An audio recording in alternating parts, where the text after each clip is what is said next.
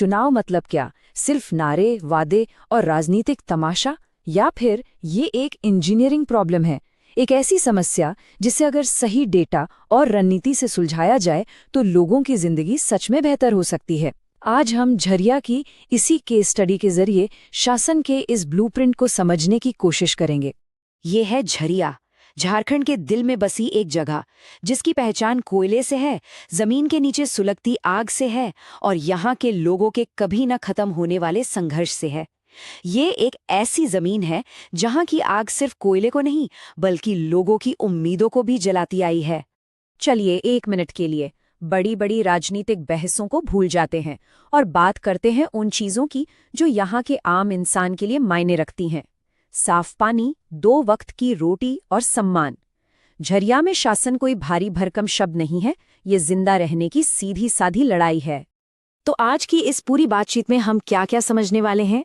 हम झरिया की जमीनी हकीकत से शुरू करेंगे, फिर इसके पॉलिटिकल फीवर चार्ट को देखेंगे, सत्ता के 4 स्तंभों को समझेंगे और फिर देखेंगे कि एक बेहतर जनादेश का ब्लूप्रिंट क्या हो सकता है। अंत में हम राजनीति के असली मकसद पर भी बात करेंगे। तो चलिए शुरू करते हैं पहले हिस्से से।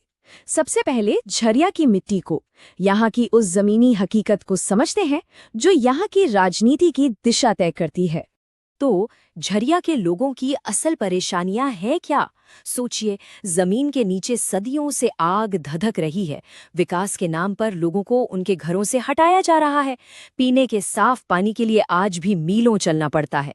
ये सिर्फ सुविधाओं की कमी नहीं है, ये हर दिन सम्मान से जीने के हक की लड़ाई है जो हमारे संविधान का मूल आधार है। अब चलिए झरिया की सियासी नब्ज टटोलते हैं। इसे एक तरह का पॉलिटिकल फीवर चार्ट समझिए। जैसे एक डॉक्टर चार्ट देखकर बीमारी का पता लगाता है, वैसे ही हम आंकड़ों से यहाँ की राजनीतिक सेहत को समझेंगे। 2024 के चुनाव में यहाँ करीब 56% लोगों ने ही वोट डाला। अब इसका मतलब क्या है? मतलब ये कि 100 में से 44 लोग चुप रह गए। या तो वे व्यवस्था से इतने निराश हैं या उन्हें लगा ही नहीं कि उनके एक वोट से कुछ बदलेगा। और ये कोई एक बार की बात नहीं है। आप देखिए 2019 में वोटिंग में कितनी बड़ी गिरावट आई, सिर्फ 52.3% पर। अब थोड़ा सुधरकर 56% हुआ है, लेकिन ये आंकड़े एक गहरी निराशा दिखाते हैं, एक मोहभंग दिखाते हैं जिसे सुनना बहुत जरूरी है। अब सबसे दिलचस्प बात, जीत और हार का अंतर कितना था? सिर्फ 7,256 वोट। सोच कर देखिए, एक पूरे विधानसभा क्षेत्र का भविष्य इतने कम वोटों से तय हो गया। ये वो चंद हजार लोग हैं जिनकी आवाज अगर सुनी जाती तो शायद नतीजा कुछ और ही होता। झरिया का चुनावी इतिहास एक पेंडुलम जैसा है जो हर 5 साल में एक तरफ से दूसरी तरफ झूलता है। ये क्या बताता है? ये बताता है कि यहाँ के लोग किसी एक पार्टी के बंधक नहीं हैं। वो एक बेहतर विकल्प की तलाश में हैं, एक ऐसे नेतृत्व की तलाश में जो सिर्फ वादे न करे बल्कि उन्हें पूरा भी करे।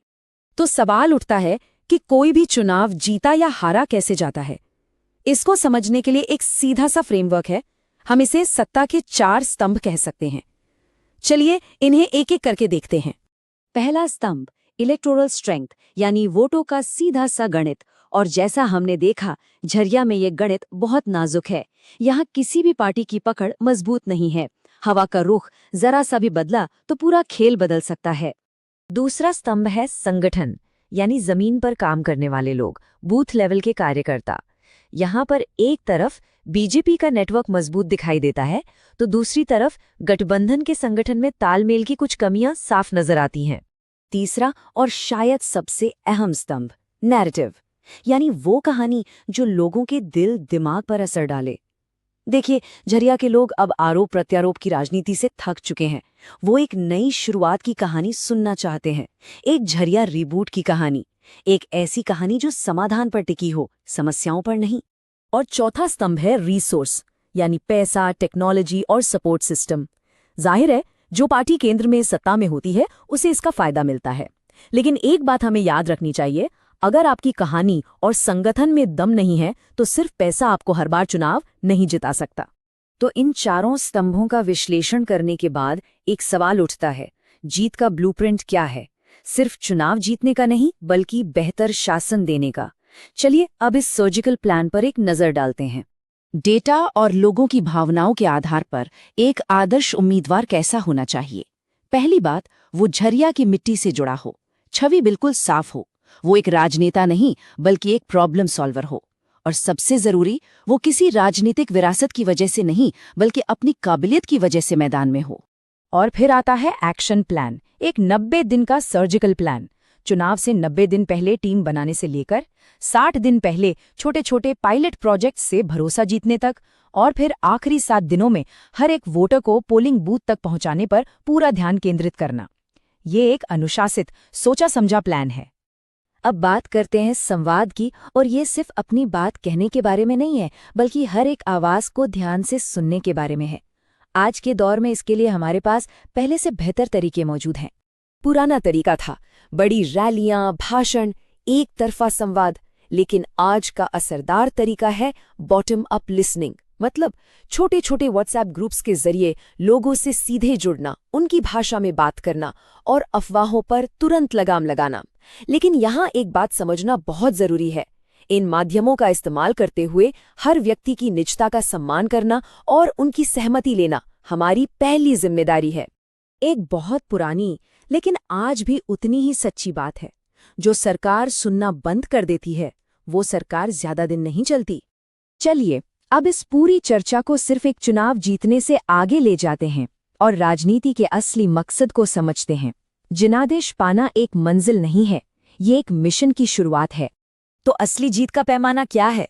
चुनाव जीतना नहीं, असली पैमाना है क्या लोगों के नलों में साफ पानी आ रहा है, क्या उनके घर और परिवार सुरक्षित हैं, क्या यहाँ के नौजवानों को सम्मानजनक काम मिल रहा है। सफलता का रिपोर्ट कार्ड इन सवालों के जवाबों से बनना चाहिए। और आखिर में ये एक सवाल हम सबको खुद से पूछना चाहिए, राजनीति का असली उद्देश्य क्या है? सिर्फ सत्ता हासिल करना या लोगों की जिंदगी की मुश्किलों को हल करने के लिए एक इंजीनियर की तरह काम करना? झरिया का भविष्य और शायद हमारे लोकतंत्र का भी इसी सवाल के जवाब पर टिका है। अगर आप एक जन केंद्रित नेता बनना चाहते हैं और अपने निर्वाचन क्षेत्र का उत्थान करना चाहते हैं तो blueprintstrategies.ai से mgr@blueprintstrategies.ai पर संपर्क करें या 08042041602 पर कॉल करें। Purpose beyond politics.